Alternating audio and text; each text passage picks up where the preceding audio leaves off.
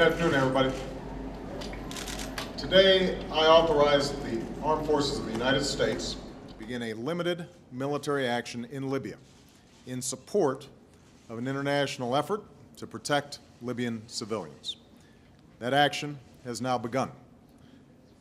In this effort, the United States is acting with a broad coalition that is committed to enforcing United Nations Security Council Resolution 1973, which calls for the protection of the Libyan people.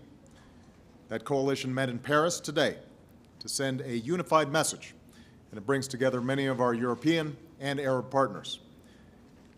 This is not an outcome that the United States or any of our partners sought. Even yesterday, the international community offered Muammar Qaddafi the opportunity to pursue an immediate ceasefire, one that stopped the violence against civilians and the advances of Gaddafi's forces.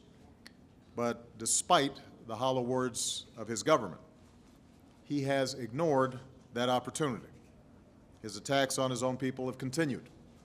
His forces have been on the move, and the danger faced by the people of Libya has grown. I am deeply aware of the risks of any military action, no matter what limits we place on it. I want the American people to know that the use of force is not our first choice, and it's not a choice that I make lightly. But we cannot stand idly by when a tyrant tells his people that there will be no mercy, and his forces step up their assaults on cities like Benghazi and Misrata, where innocent men and women face brutality and death at the hands of their own government. So we must be clear. Actions have consequences, and the writ of the international community must be enforced. That is the cause of this coalition. As a part of this effort, the United States will contribute our unique capabilities at the front end of the mission to protect Libyan civilians and to enable the enforcement of a no-fly zone that will be led by our international partners. And as I said yesterday, we will not, I repeat, we will not deploy any U.S. troops on the ground. As Commander-in-Chief, I have great confidence in the men and women of our military who will carry out this mission. They carry with them the respect of a grateful nation.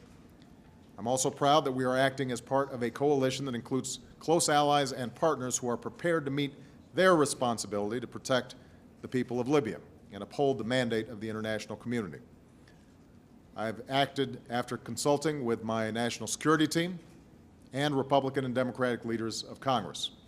And in the coming hours and days, my administration will keep the American people fully informed.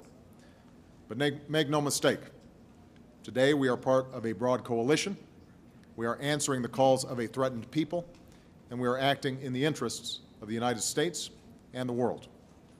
Thank you very much.